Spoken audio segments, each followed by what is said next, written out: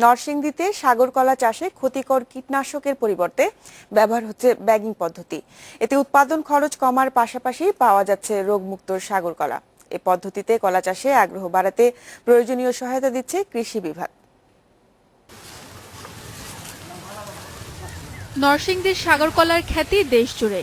উৎপাদন খরচ বেশি ও দিন দিন নানা রোগের আক্রমণে হারিয়ে যেতে বসেছে বিখ্যাত এই কলা। এর আবাদ বাড়াতে স্থানীয় কৃষি বিভাগ হাতে নিয়েছে ব্যতিক্রমী ব্যাগিং পদ্ধতি। এ পদ্ধতিতে চাষ করায় কমেছে কৃষকের উৎপাদন খরচ, বেড়েছে বিষমুক্ত কলার চাষ। আগে সপ্তাহে ছড়া প্রতি 25 থেকে 30 টাকার কীটনাশক প্রয়োগ করতেন কৃষকরা। বর্তমানে ব্যাগিং পদ্ধতিতে খরচ হচ্ছে মাত্র 5 থেকে 10 টাকার। এর ফলে উৎপাদন খরচ কমেছে প্রায় 4 ভাগ। অন্য কলার থেকে আমরা কৃষকরা একটু দাম বেশি পাই, প্রতি ছড়া পিছে 100 টাকা, মনে করেন অন্য কলার থেকে 100 টাকা বেশি পাওয়া যায়। এটা হলো বিষমুক্ত। ব্যাগিং করলে পোকামাকড় ধরে না, কলাটা ফ্রেশ থাকে, বাজারজাত করলে সুবিধা হয়, দাম বেশি পাওয়া যায়।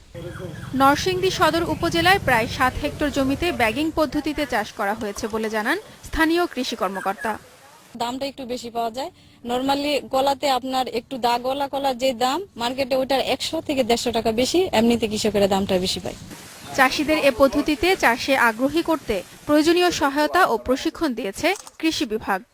নরসিংদীর মধ্যে শিলমান্দি ইউনিয়নটি হচ্ছে আসলে অমৃত সাগর কলা উৎপাদনের একটি বড় এরিয়া। এই এরিয়াতে আমাদের উপসহকারী কৃষি কর্মকর্তাদের মাধ্যমে এবং আমাদের মাধ্যমে আমরা এই কলা যাতে ব্যাকিং করে আমরা নিয়মিতভাবে কৃষকদেরকে পরামর্শ দিয়ে যাচ্ছি এবং তাদেরকে প্রযুক্তিগত সহায়তাও দিয়ে যাচ্ছি।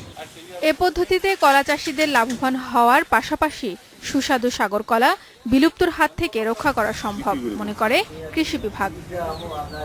Independent news desk.